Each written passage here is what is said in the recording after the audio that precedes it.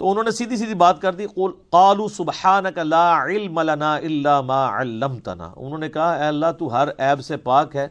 ہمیں تو علم نہیں ہے مگر وہی جو تو نے ہمیں سکھایا ہے۔ اب میرا معصومانہ سوال ہے کہ حضرت جبرائیل کو چیزوں کے نام نہیں آتے، تو اولیاء اللہ جو آپ نے بنائے ہوئے ہیں وہ کہتے ہیں دل کے حال جانتے ہیں، ان کی کیا اوقات ہے؟ حضرت جبرائیل تو صرف فرشتے نہیں ہیں، فرشتوں کے پیغمبر ہیں، عام انسانوں سے تو افضل ہیں، تو وہ حضرت آدم کے دل کا حال جان لیتے نا، آدم کو تو سکھا دیے تھے نا،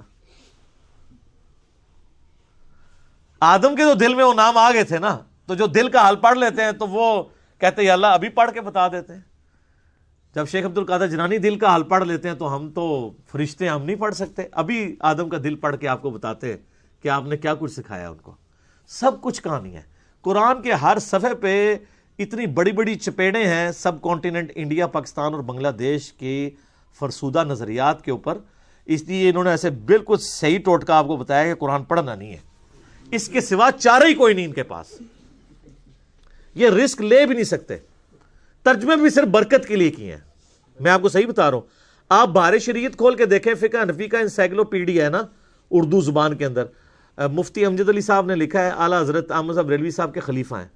تو جب نماز کا چیپٹر شروع ہے نا، وہ ہر چیپٹر سے پہلے نا جو ٹاپک ڈسکس کرتے ہیں نا اس پہ احادیث لے کے آتے ہیں۔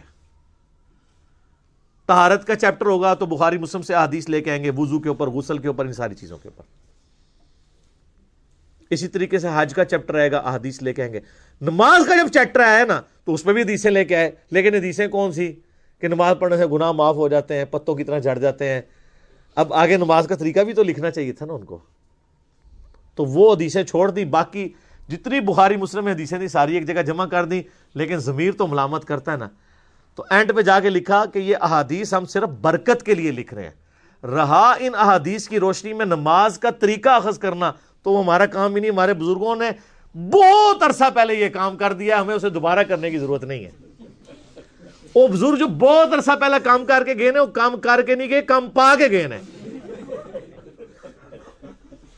تو یہ اندھا تھا جب بخاری مسلم سے حدیثیں لکھ رہا تھا، اس کو نہیں پتا تھا کہ نماز کا طریقہ، جب تم فضائل لکھ رہے ہو نماز کا طریقہ بھی اسی بخاری مسلم سے لکھو نا، اور پھر بتاؤ کہ بزرگ کام ڈال کے گئے ہیں۔